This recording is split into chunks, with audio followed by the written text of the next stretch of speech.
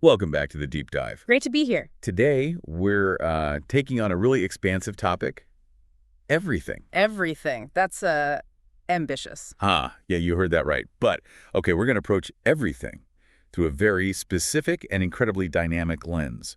We're doing a comprehensive review of India's developments just from June 29 to July 6, 2025. Right, focusing it down to one intense week. Exactly. And this isn't just, a news summary. Our mission for this deep dive is to really extract the most important, sometimes surprising, nuggets of knowledge and insight from that stack of sources you've provided.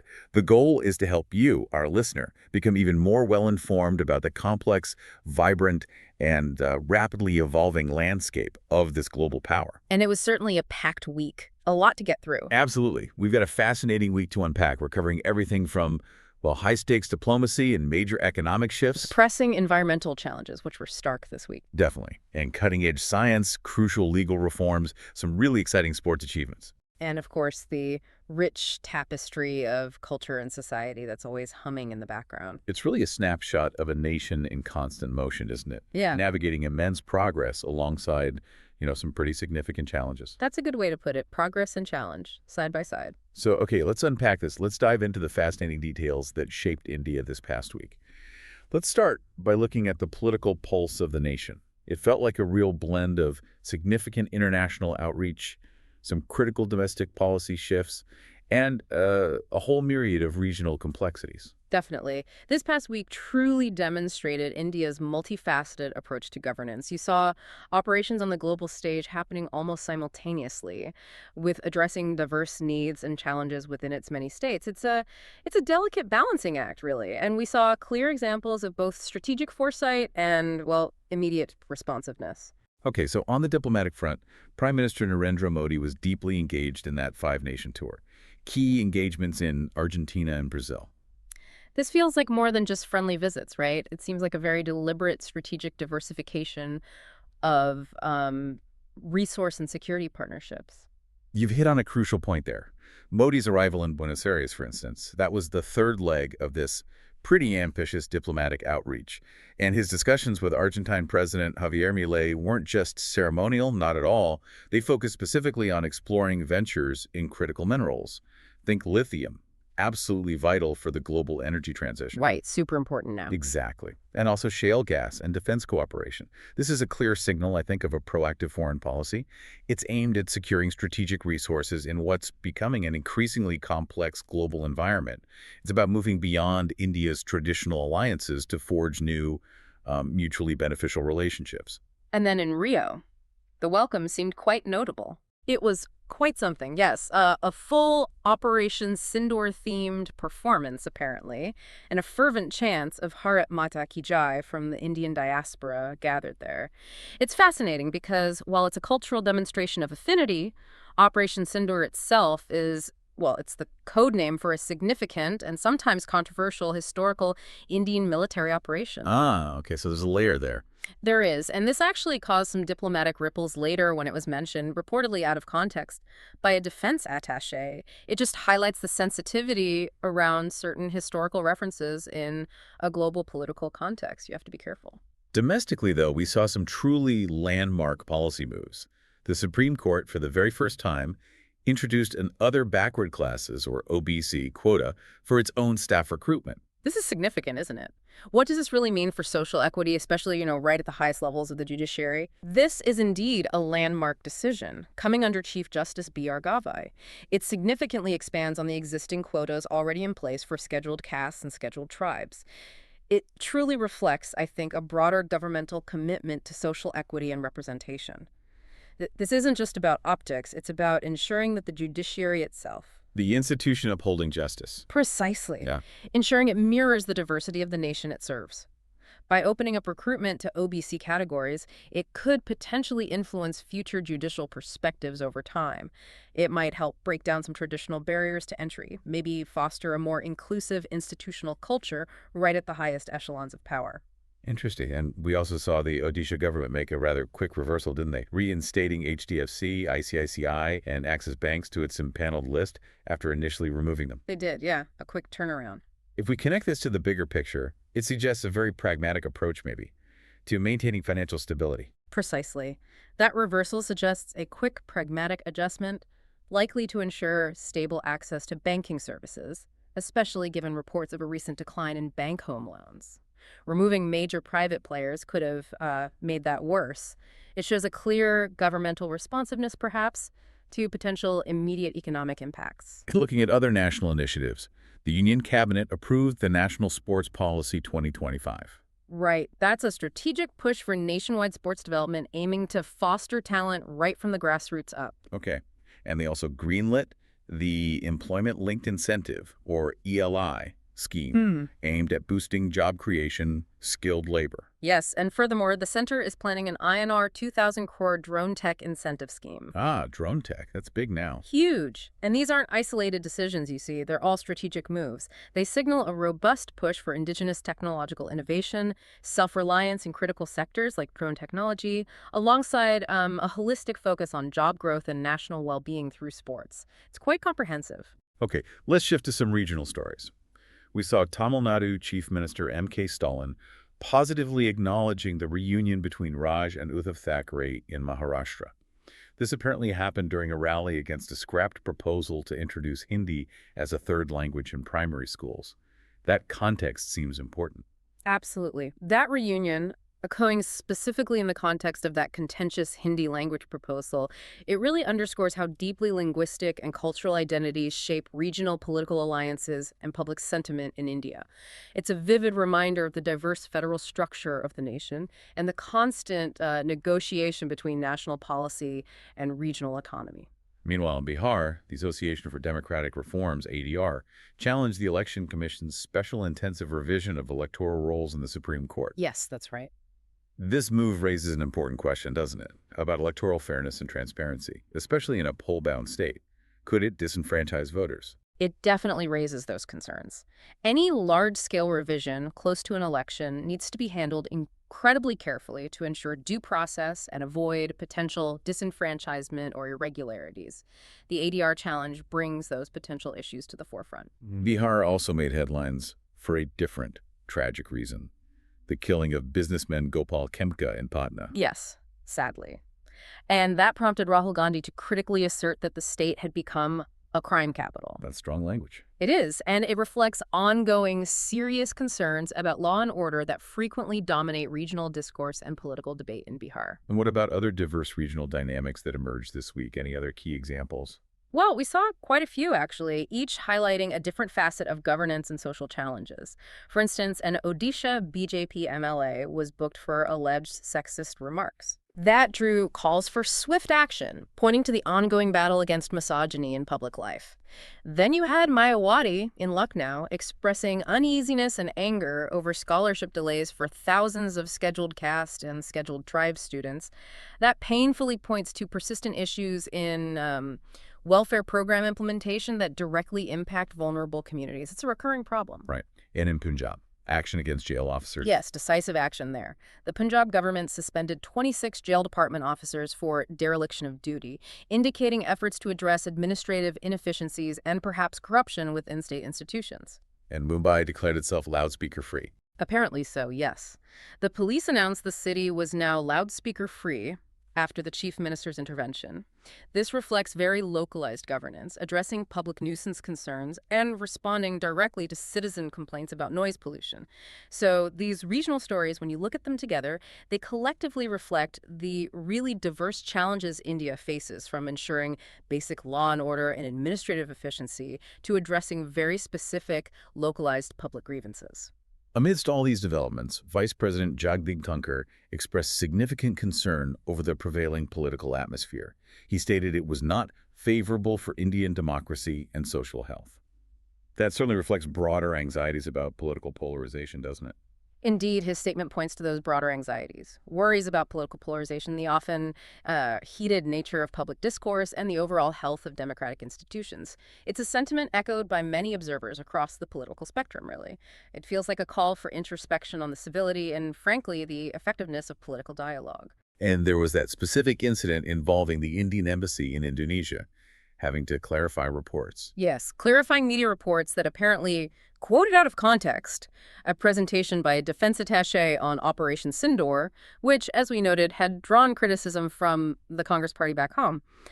It just points to the immense sensitivity surrounding diplomatic communications and political discourse, especially when historical military operations become part of the current political narrative. The need for precise language and context in such matters is absolutely paramount. Now, let's turn to some very serious social issues and protests from the week. Unfortunately, this included that tragic stampede during the Puri Rath Yatra on June 29th, resulting in 3 fatalities, 50 injuries, 6 critical. Just awful. Truly tragic. It happened around 4 to 5 a.m. near the Sri Gundicha temple as devotees surged forward. It immediately highlighted the critical and sadly persistent challenges in crowd management and public safety during India's massive, culturally significant religious gatherings. Odisha's Law Minister, Prithviraj Harichandan, quickly assured best medical care for the injured.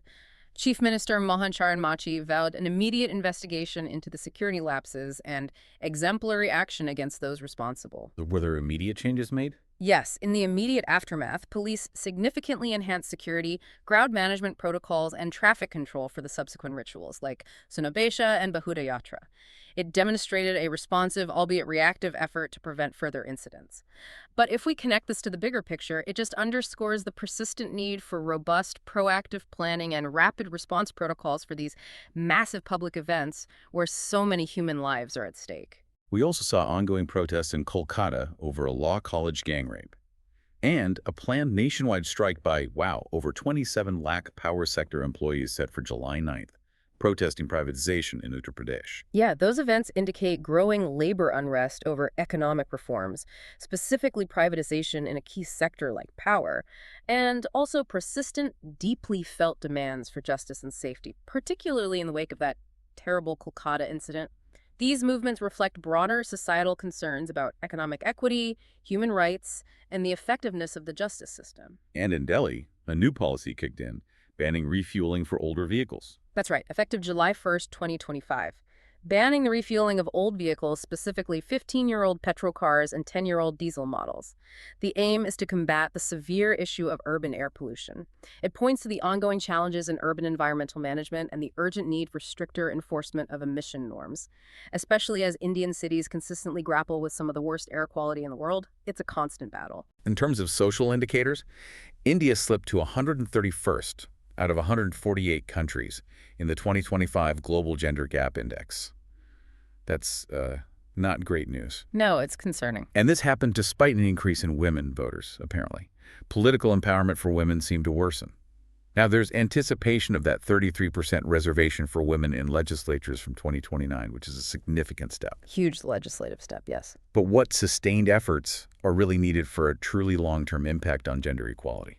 It feels like legislation alone isn't enough. That raises a profoundly important question. The index highlights that despite some progress, maybe in areas like economic participation, that political empowerment gap is indeed widening.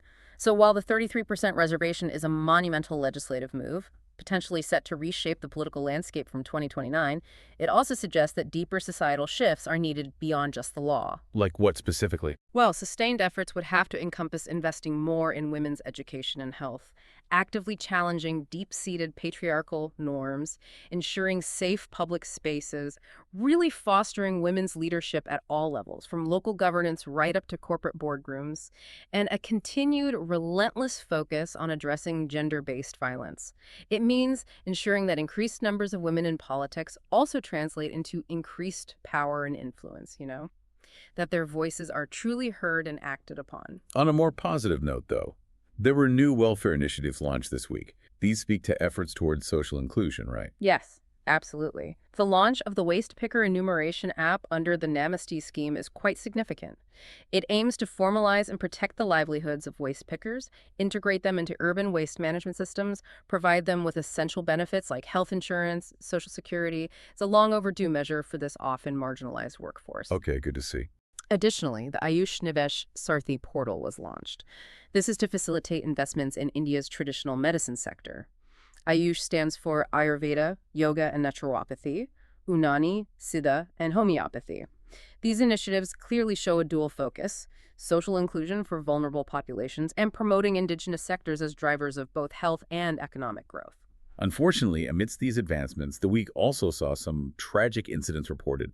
A Kerala man found dead in Israel, Yes, that report came through. and a devastating coal mine collapse in Jharkhand on July 5th, killing 4 people involved in what was described as illegal mining. Yes, that latter incident is a stark reminder of the dangers faced by those working in informal, often unregulated sectors. A really tragic consequence of economic necessity, sometimes overriding safety.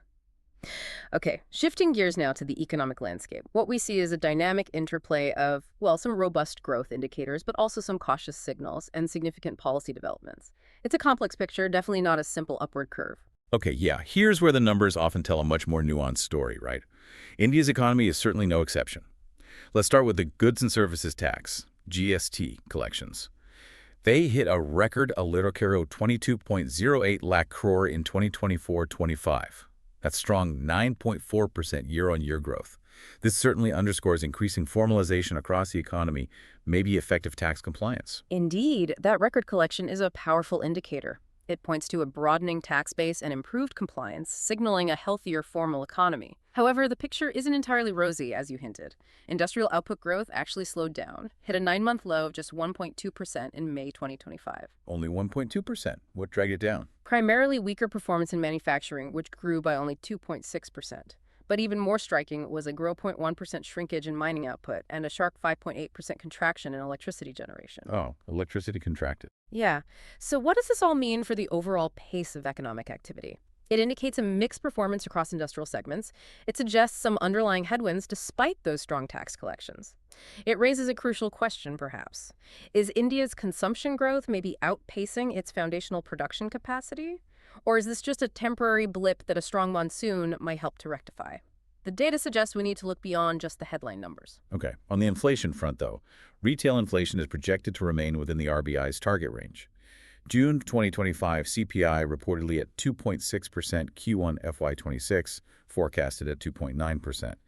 That favorable inflation outlook is crucial for stability, isn't it? Absolutely. This favorable outlook, largely attributed to a positive base effect and continued deflation in some essential food items, particularly vegetables and pulses, is vital. It supports consumer confidence and economic planning. Stable prices allow businesses to invest and consumers to spend without their purchasing power getting eroded too quickly. However, Always a however with economics. seems like it. The RBI's June financial stability report did carry a subtle but pretty serious caution. They warned about potential fresh market shocks.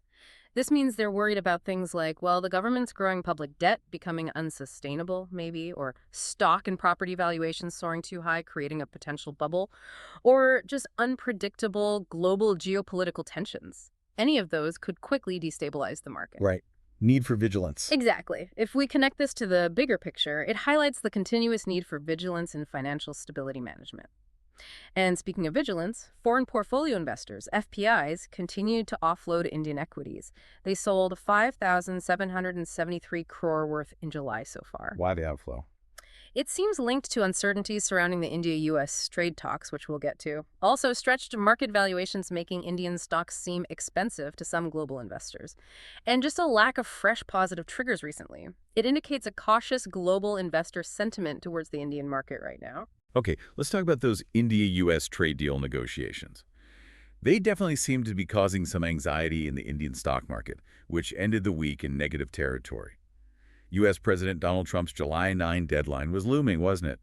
Indian negotiators even proposed retaliatory duties under WTO norms. Yes, the deadline was creating pressure.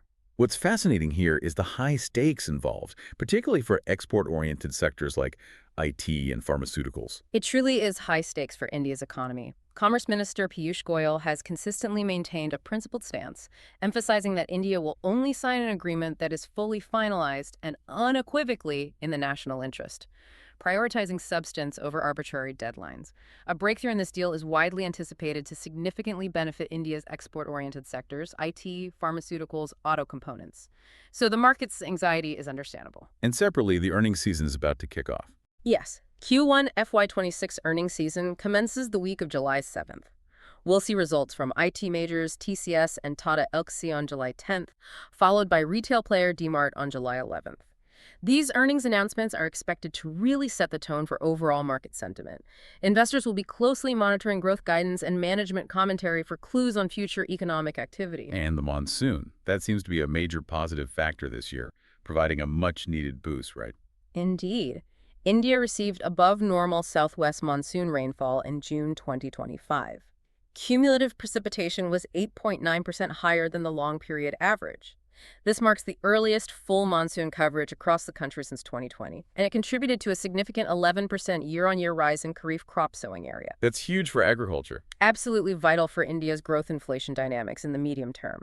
It demonstrates that critical and immediate link between climate and economy, particularly in an agricultural nation like India. Also, new financial rules kicked in July 1st. Yes, aiming for greater transparency and efficiency.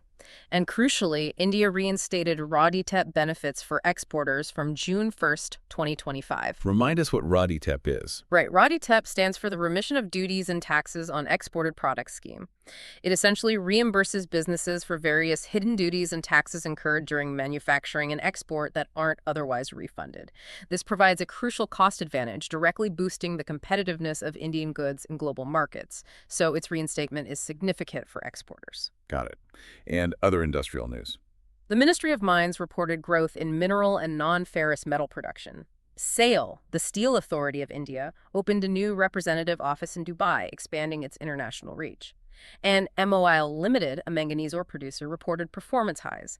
These collectively indicate a strategic focus on bolstering key industrial sectors and expanding international trade linkages. Okay, shifting to business deals and the startup ecosystem. We've seen robust M&A activity in the first half of 2025, $61.3 billion, highest since 2022. That reflects a truly buoyant deal-making environment. It certainly does, especially considering the global market volatility and those FPI outflows we mentioned. Investment banking fees from Indian operations also saw a significant 21% increase year-on-year in H1 2025. That indicates confidence in the market's underlying health. And what's even more compelling is the continuous vibrancy of the Indian startup ecosystem.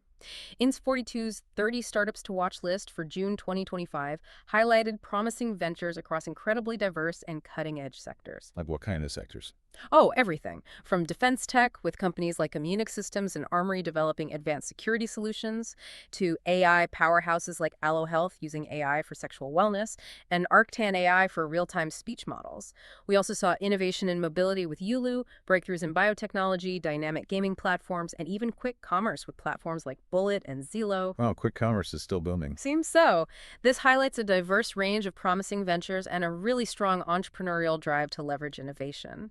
It shows India is not just a consumer of technology, but a significant creator as well. And we're seeing a lot of activity with IPO-bound startups too, right? Which speaks to investor confidence, maybe. Yes, the path to public markets remains active, definitely. InMobi, for instance, secured INR 32 crore from its co-founders, demonstrating internal confidence ahead of any potential listing. SmartWorks, despite reporting a widened FY25 loss, is still pressing ahead with its IPO set for July 10th, indicating a long-term vision. Interesting strategy. It is. Lenskart's founder Peyush Bansal acquired a stake from existing investors, showing his own belief, and the company is strategically investing in AI-powered smart glasses, looking to the future of retail tech.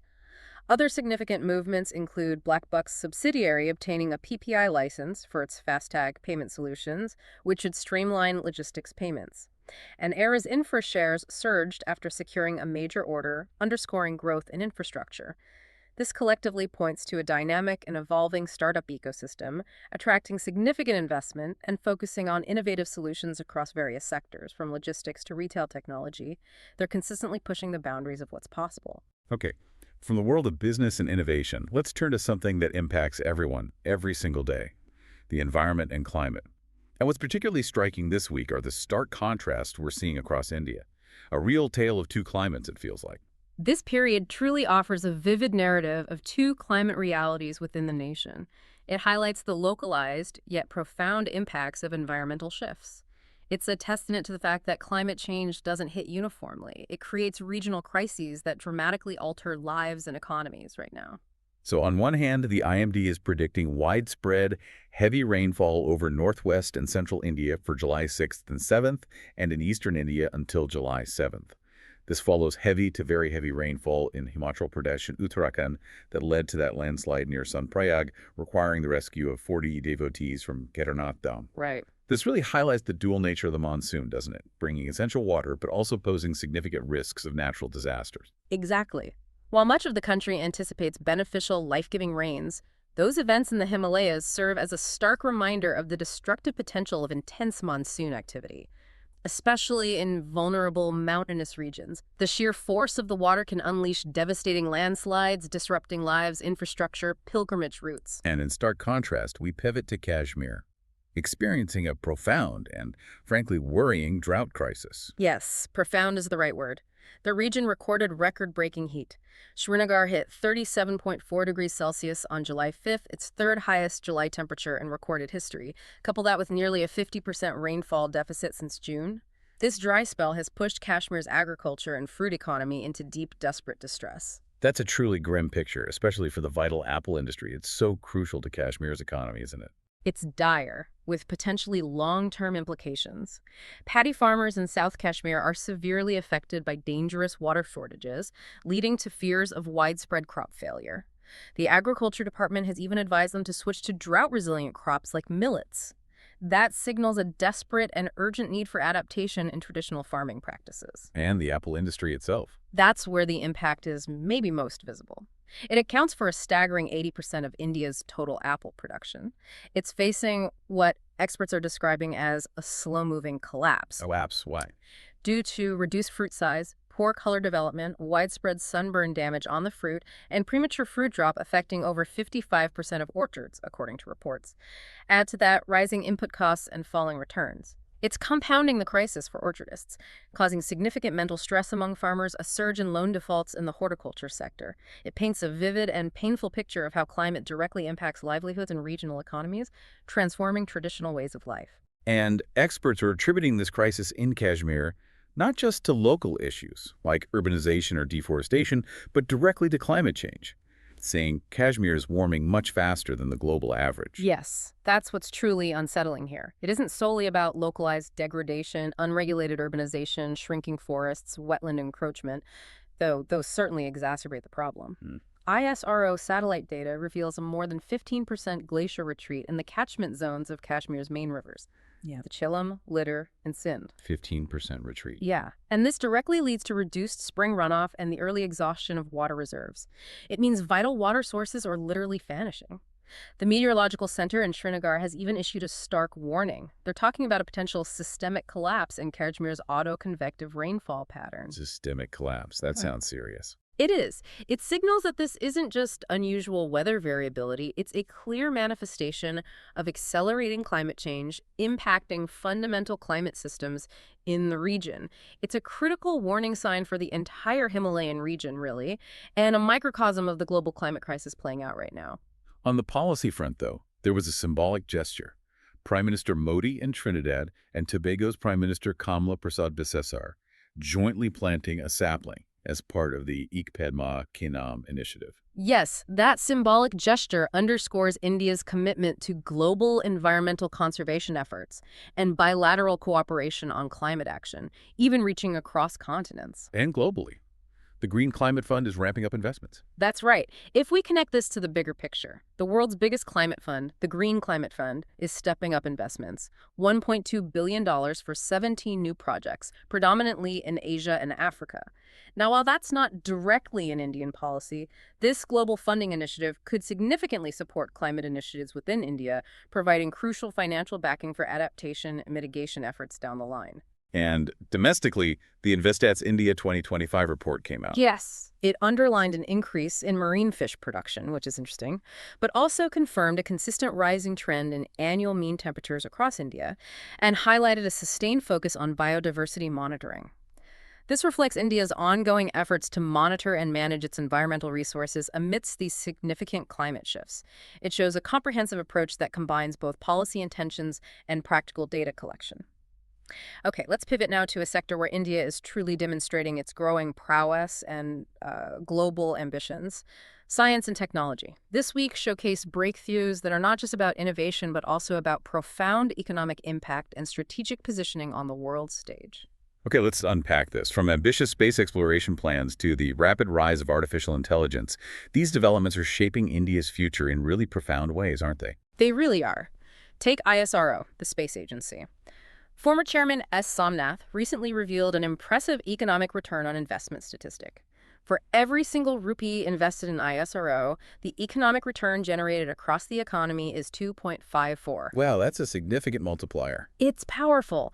It highlights the significant economic multiplier effect of space technology, extending far beyond just the scientific achievements to tangible economic benefits, fostering related industries, creating high-skilled jobs.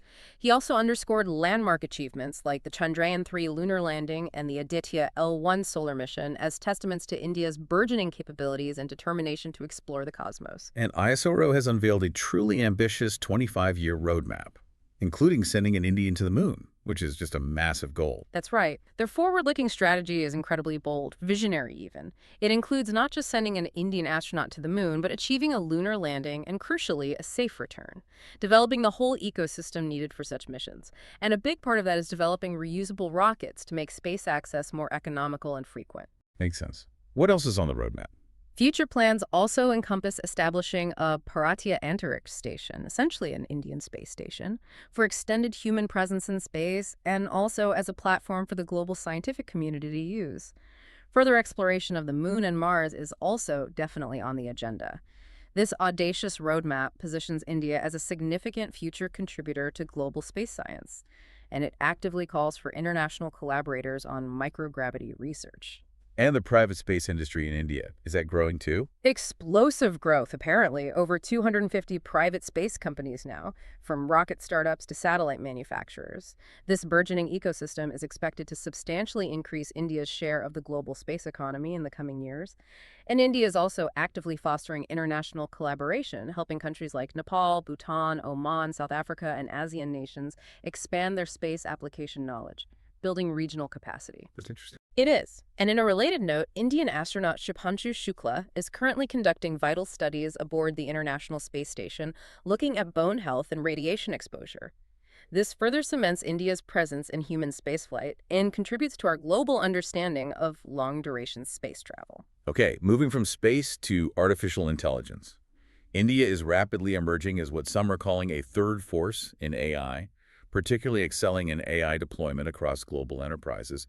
The sheer scale and speed of this growth are truly fascinating. It's truly remarkable how quickly India is making its mark in AI. The AI market in India is projected to reach an astounding $8 billion by 2025, growing at a phenomenal 40% compound annual growth rate. 40% CAGR, that's huge. It is. NASSCOM and Boston Consulting Group estimate India's AI services sector alone could be valued at $17 billion by 2027, and India already ranks 10th globally for private sector AI investments. This signals a significant technological leap and a strategic focus on becoming a global AI hub. And the government is actively involved. Very much so. The government is a primary driver. Initiatives like NITI Aayog's National Strategy for Artificial Intelligence, famously known as #AI4All, focus on practical applications in critical sectors like healthcare, agriculture, education, smart cities, smart mobility. The Digital Personal Data Protection Act of 2023 addresses crucial privacy concerns in this data-driven world. MISA ID, the IT ministry, has issued advisories requiring explicit permission for using unreliable AI models and mandating labeling of AI-generated content to prevent misuse and foster trust. So governance is key here. Absolutely. India's membership in GPAI, the Global Partnership on Artificial Intelligence, and hosting the GPAI Summit in 2023, along with the Bureau of Indian Standards, BIS, actively working on AI policies focusing on safety, reliability, ethical considerations. It all demonstrates a comprehensive and proactive approach to AI governance. This holistic framework is absolutely crucial for the responsible development and deployment of this truly transformative technology. And the startup ecosystem we talked about earlier.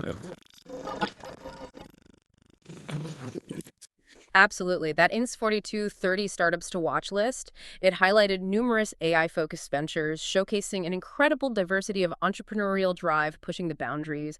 We're seeing companies like Munich Systems and Armory using AI for defense tech, Allo Health for AI-powered sexual wellness, Arc10 AI for real-time speech models, Orasure for environmental monitoring. Darwix AI for conversational AI, DocRack AI for file ops. That's a long list. It really is. There's also Ixa AI for healthcare, Kaladi Pro for sports coaching, Repello AI for securing generative AI systems, Sakar Robotics for automation, Take Me to Space using AI inferencing in low Earth orbit, Tensoic AI for fine-tuning large language models, Triple Tap Games for AI-driven game development, Unbound for LLM gateway security, and Zulu Defense for drone-based air defense systems. Wow, the breadth is incredible. It really is. This incredible breadth indicates a strong entrepreneurial drive to leverage AI across virtually every conceivable sector. It's cementing India's position as a truly innovative force in the global AI landscape. Okay, beyond space and AI, we also saw some interesting broader scientific developments this week, contributing to the global push for knowledge, right? Indeed. There was the fascinating reconstruction of half the Neanderthal genome using Indian DNA announced on June 29th. That offers new insights into human evolutionary history and migration patterns. Australian scientists also discovered a groundbreaking new method to produce ammonia without fossil fuels, mimicking lightning apparently to channel energy through a small device. Ammonia without fossil fuels, that's huge for fertilizer, right? Monumental step in sustainable chemistry, yeah. Vast implications for fertilizer production, potentially hydrogen fuel too. Broader scientific research continued as well. New insights into the surprising and concerning link between hearing loss, loneliness, and lifespan. New data on Arctic ice and its accelerating melt. The discovery of light-sensitive molecules in tiny microbes, opening up new avenues in bioengineering. And the ongoing search for vanishing particles that could potentially challenge string theory, pushing the boundaries of fundamental physics. These advancements reflect the global scientific community's ongoing efforts, with India actively participating and contributing across the board. Moving from those incredible scientific breakthroughs to the very foundations of society. The legal landscape in India, it seems marked by significant policy debates and reforms this week. This period truly showcases India's strategic intent, I think, to both protect its domestic legal sovereignty and, at the same time, expand its global legal presence. It's navigating complex intersections of national interest and international practice. Okay, so a central debate revolved around the Bar Council of India's, the BCI's, 2025, amended rules for registration and regulation of foreign lawyers and foreign law firms in India. The BCI asserts these rules were carefully crafted in line with Supreme Court judgments and aimed to strengthen Indian legal sovereignty, restricting foreign lawyers to non-litigious advisory work only. That's right. The BCI views these roles as a carefully balanced approach, designed to open new global opportunities for Indian lawyers by encouraging reciprocal access in other countries, while simultaneously safeguarding domestic legal practice, particularly litigation. What's particularly compelling is their strong reputation of opposition from the Society of Indian Law Firms, or SILF. What's their argument against SELF? The BCI argues that SILF represents only an insignificant portion of the legal fraternity in India, and that its members have for years effectively monopolized lucrative corporate and arbitration work through informal relationships with foreign clients and law firms, thereby disadvantaging smaller and regional Indian firms. The BCI's reforms explicitly intend to level that playing field, and also, crucially, establish India as a formidable international arbitration hub, attracting more global disputes to be resolved on Indian soil under Indian law. So this raises an important question. How will this ultimately impact the evolution of India's legal services sector and its global integration? It's a big shift. It is, and the BCI also indicated it's considering disciplinary action against individuals responsible for press releases deemed professional misconduct, underscoring its determination to uphold the profession's dignity and, frankly, control the narrative around these significant reforms. They're playing hardball. On the international legal front, the English High Court confirmed India's ratification of the New York Convention on Recognition and Enforcement of Foreign Arbitral Awards did not constitute a waiver of its sovereign immunity. That ruling certainly has implications for enforcing arbitral awards involving state entities, right? It does, absolutely. It creates a significant precedent for similar cases globally, emphasizing that just ratifying the convention doesn't automatically mean a blanket waiver of sovereign immunity for a state. It's a key distinction. And in the U.S., courts invalidated Trump's tariffs under IEPA. Yes, 2 U.S. federal courts invalidated President Trump's sweeping tariffs under IEPA. That's the International Emergency Economic Powers Act. It grants the U.S. president broad authority during national emergencies. Though these rulings are currently on hold pending appeal, these legal developments could directly affect businesses with Indian clients by altering trade costs and market access, so they're worth watching. Also, the Trump administration paused new FCPA enforcement. Yes, announced a 180-day pause on a new Foreign Corrupt Practices Act, or FCPA, enforcement activity. The FCPA is a major U.S. law targeting bribery of foreign officials by companies. This pause could signal new approaches to anti-corruption enforcement and potentially influence global trade dynamics and corporate compliance strategies worldwide. Okay, domestically, we saw a range of developments and administrative reforms, indicating ongoing efforts in law enforcement and citizen services. Indeed. There was that CBI trap set at a Jammu police station for a sub-inspector, though the officer unfortunately evaded capture, highlighting the persistent challenge of internal corruption. The Hizbul Mujahideen Supremo was named in a charge sheet for allegedly using narcotics to fund terror activities, which points to the complex and evolving nexus between crime and terrorism and ongoing efforts to combat terror financing. Grim realities there. Yes. A doctor in Raipur was booked for allegedly sexually harassing a student, drawing attention again to persisting concerns about safety, accountability, and professional ethics. And as we mentioned earlier, the Supreme Court's decision to introduce an OBC quota for its own staff recruitment is a significant domestic legal development, expanding affirmative action within the judiciary itself. Right. Any administrative reforms? Union Minister Dr. Jitendra Singh chaired the first-ever national workshop on pension disputes on July 2nd. That signals a strategic focus on litigation reform and streamlining government processes, trying to reduce backlogs related to pensions. The National Consumer Helpline successfully refunded 7.14 crore to consumers, demonstrating the tangible impact of effective consumer protection mechanisms. And the CBIC, the Central Board of Indirect Taxes and Customs, issued procedural guidelines for multi-state GST cases, aiming to streamline tax dispute resolution and improve administrative efficiency for businesses operating across state lines. These collectively indicate pretty comprehensive efforts towards administrative efficiency and citizen-centric reforms across various sectors. Okay, let's shift our focus now to the exhilarating world of sports, where India truly shone with a series of significant achievements and exciting developments this week.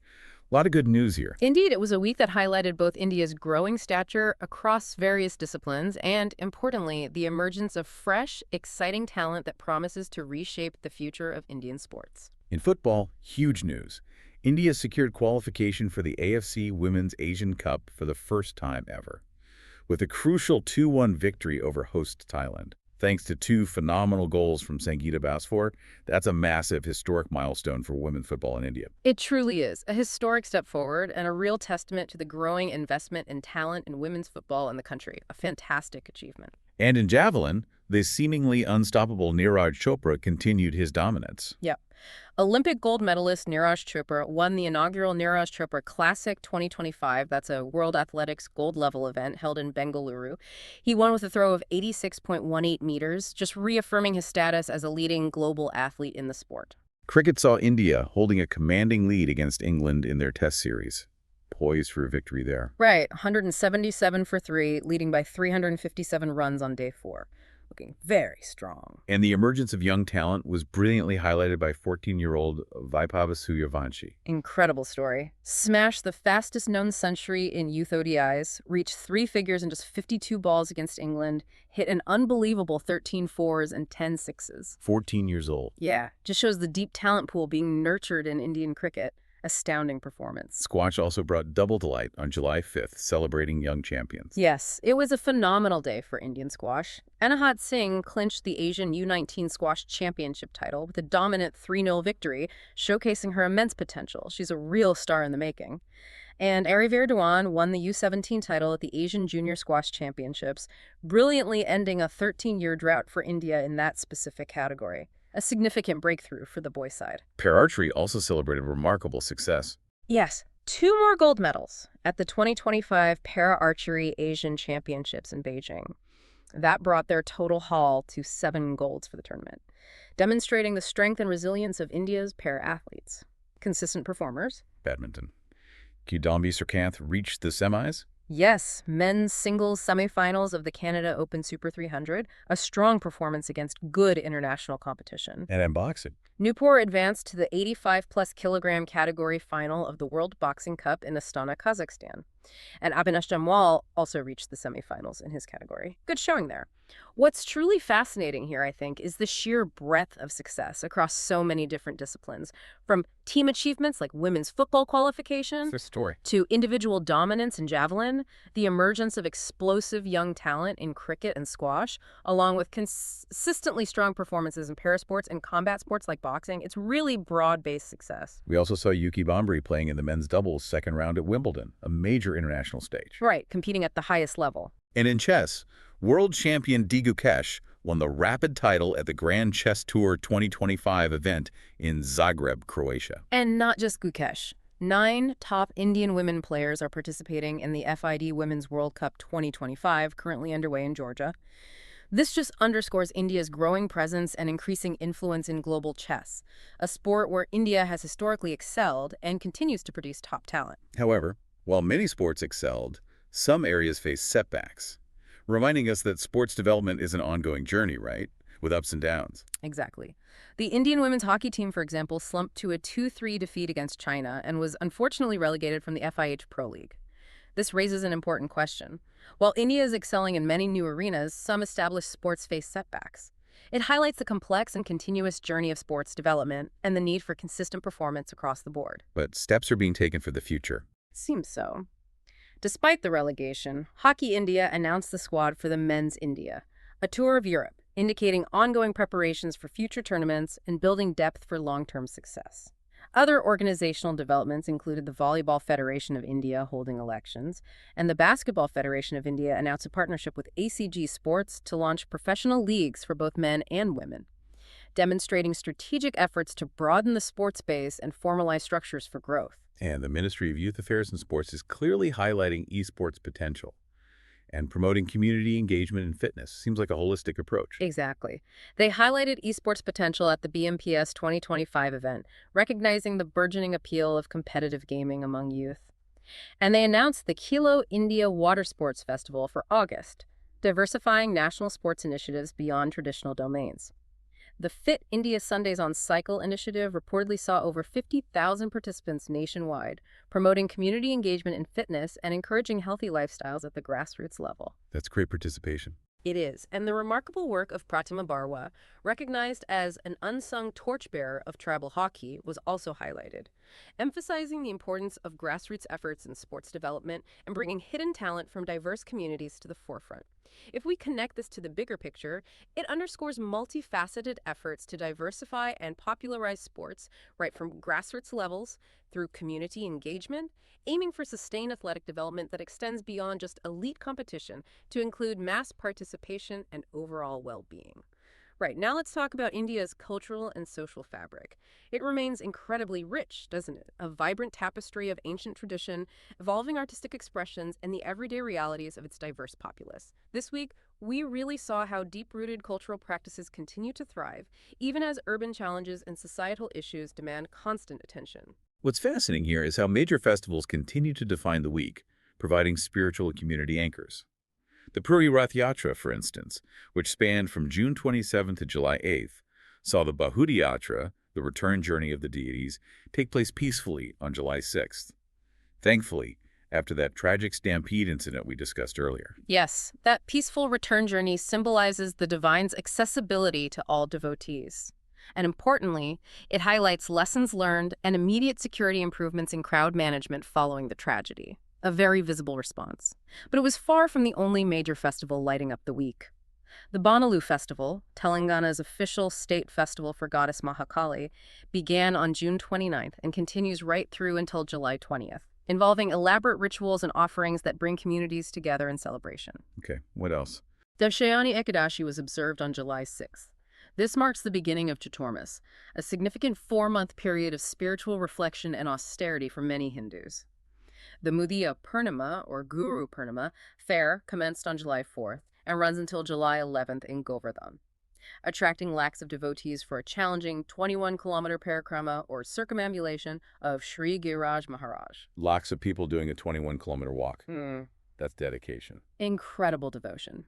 The Sri Jagadanthas Jirath Yatra and Fair also took place in Alwar, Rajasthan, further extending these vibrant chariot festival traditions. And Muharram 2025, the first month of the Islamic lunar calendar, began on June 27th with Ashura, its deeply significant 10th day, observed on July 6th, holding profound spiritual importance for Muslims, commemorating the martyrdom of Imam Hussein.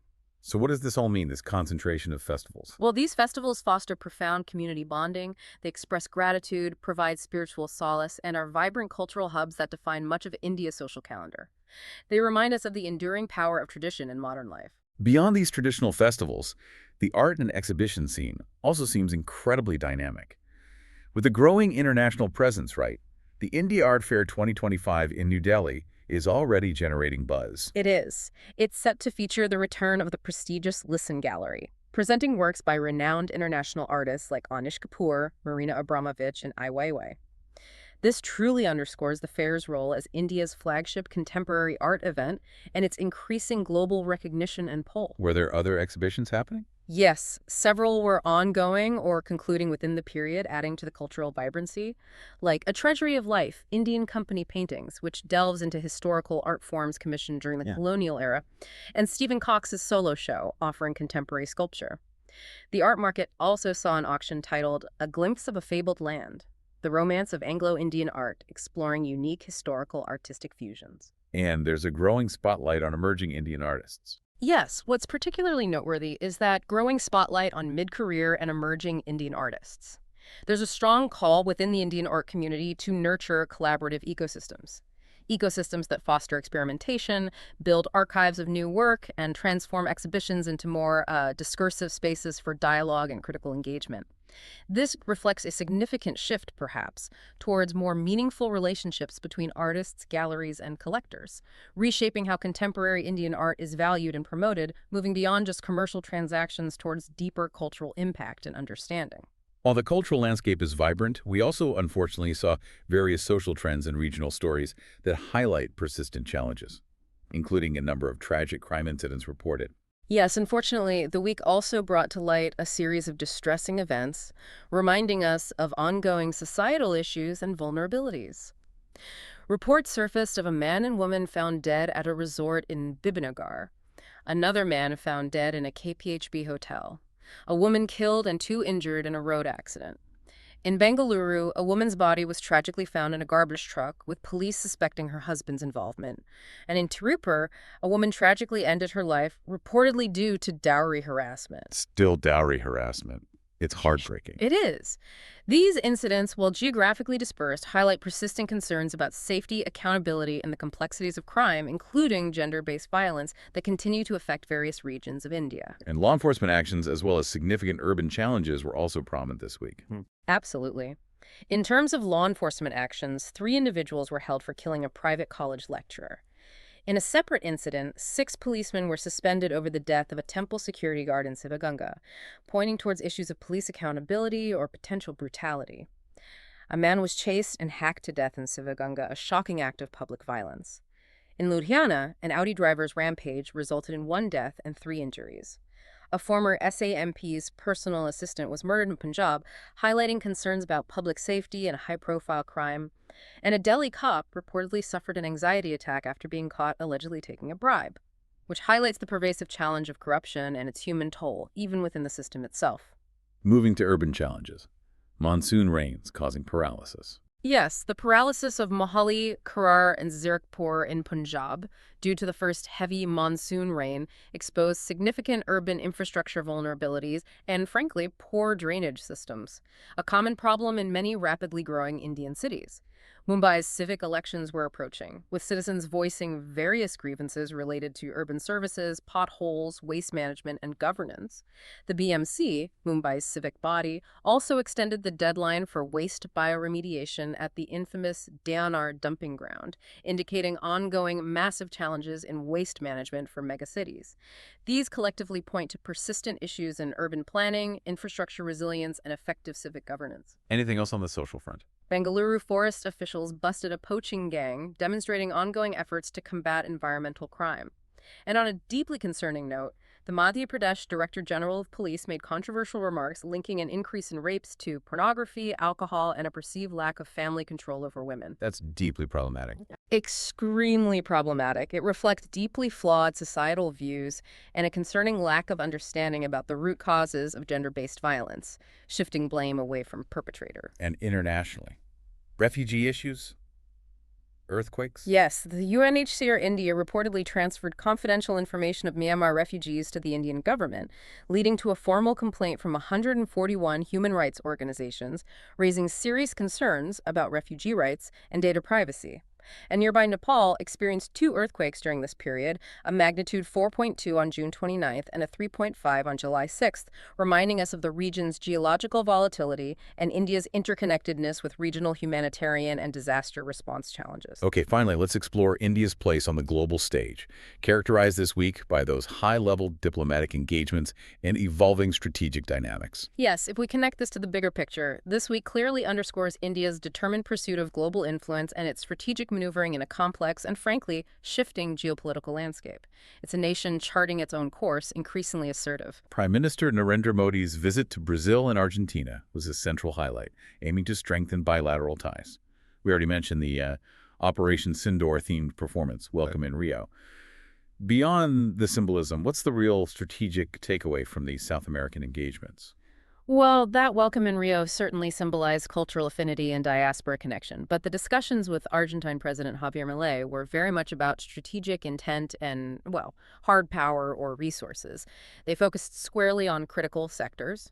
Critical minerals, as we said, essential for EVs and renewables, shale gas, as India seeks diverse energy sources, and defense cooperation, indicating a clear deepening of security ties. So it's about resources and defense. Primarily, this visit signals India's strategic push to secure vital resources and enhance defense cooperation with key global partners. It's part of that broader push we discussed to diversify alliances beyond traditional partners and assert its economic and strategic autonomy. It's a calculated move to secure supply chains and build influence in key regions like Latin America. On the diplomatic front, we also saw that clarification from the Indian embassy in Indonesia regarding media reports that, quoted out of context, a presentation by its defense attaché on Operation Sindor, which had drawn criticism back home from the Congress Party. This really highlights the sensitivity surrounding diplomatic communications, doesn't it? It absolutely does. It underscores the critical need for diplomatic precision, especially when communications touch on sensitive defense-related matters or historical events that can be easily misconstrued or politicized. Words matter immensely in diplomacy. Meanwhile, we saw Canadian Prime Minister Mark Carney express, according to an ex-envoy, a pragmatic approach and a desire for a reset in India ties. A reset, despite the ongoing diplomatic row. Yes, that's the language used. This comes amidst that ongoing, quite serious diplomatic row, even as Canadian Prime Minister Justin Trudeau reiterated his government's commitment to fostering closer ties eventually. The U.S. also weighed in, commenting on India's response to Canada's allegations regarding the Niger case and acknowledging India's right to speak on the matter, while still expressing concern.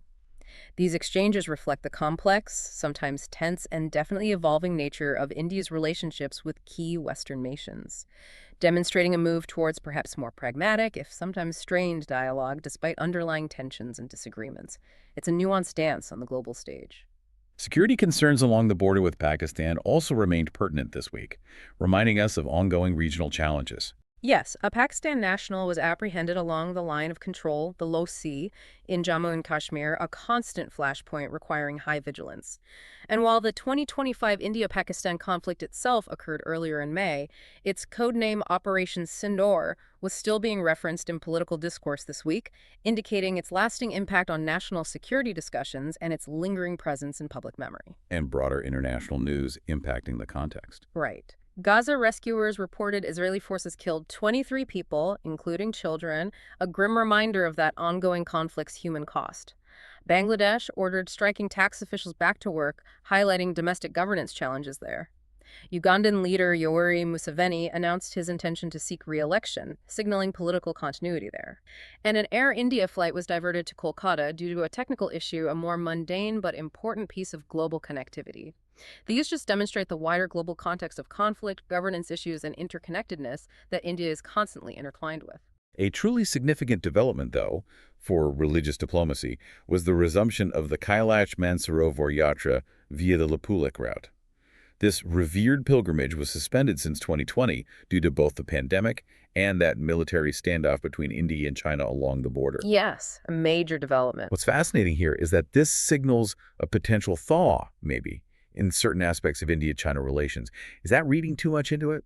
That's a crucial observation and probably not reading too much into it, at least in this specific context. The resumption of such a significant religious pilgrimage, especially after a prolonged period of high military tension and border standoff, can indeed be seen as a confidence-building measure.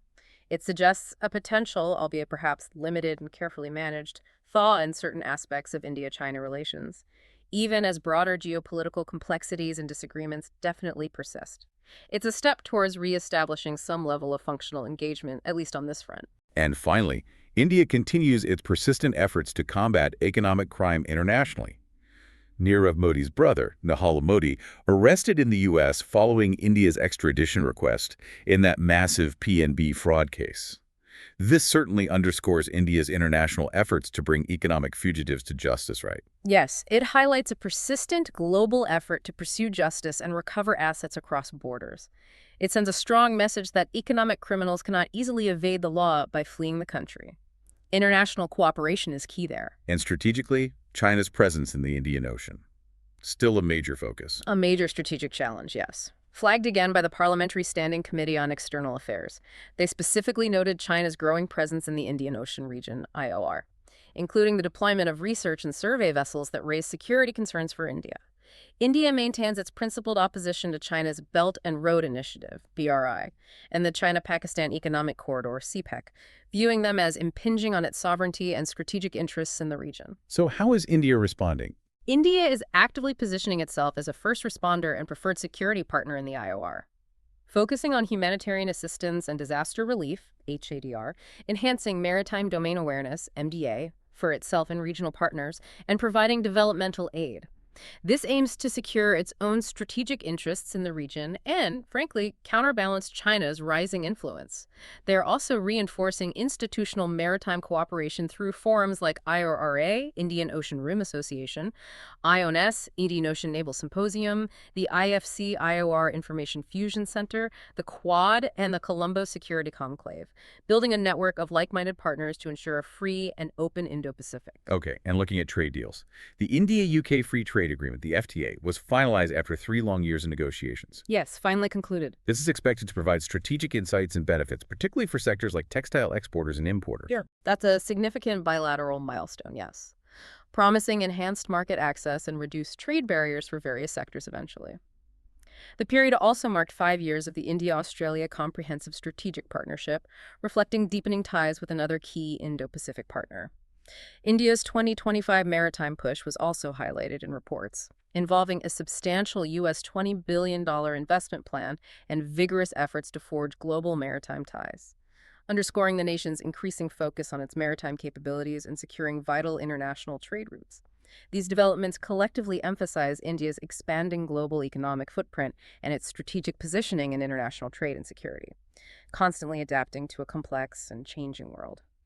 So what does this all mean? We've covered a truly remarkable spectrum of developments, from the micro, like local crime reports, to the macro, like global diplomacy and space missions, across virtually every facet of Indian life over just one single week.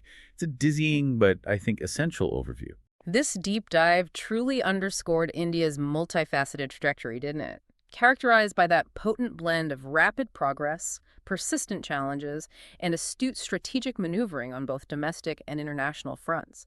It powerfully highlights the deep interconnectedness of economic, social, environmental, and geopolitical factors, showing that a shift in one area often has profound ripple effects across all the others. It's a nation operating on many complex levels, all at the same time. It's a country that's simultaneously embracing cutting-edge technology, like AI, and sending its citizens to space, while grappling with the profound and often uneven impacts of climate change, as we saw in Kashmir versus the monsoon regions. It's upholding ancient traditions through massive festivals, even as it forges new global alliances and grapples with complex social issues like gender inequality and crime. This dynamic, often contradictory evolution is a testament to its vibrant and constantly evolving nature. Exactly. The period showcased India's determined pursuit of economic growth and global influence, while simultaneously grappling with those internal social complexities and the escalating, localized impacts of climate change. It's a testament to its dynamic and evolving nature, demonstrating a nation in continuous, often high-stakes motion. So for you, our listener, what stands out most from this whirlwind tour of India in just 1 week? Is it the sheer ambition of its space program, genuinely aiming for the moon and beyond? Or maybe the surprising resilience of its economy navigating global headwinds and domestic issues? Perhaps it's the stark realities of its environmental challenges, that tale of two climates, or the complex interplay of tradition and modernity playing out in its social fabric every single day. We invite you to consider. Given this comprehensive snapshot of everything happening in India during this period, how might these diverse developments collectively shape India's global prominence in the coming years?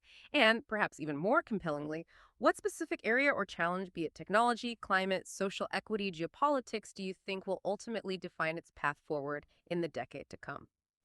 It's a complex question, certainly no easy answers, but definitely much to consider and keep an eye on.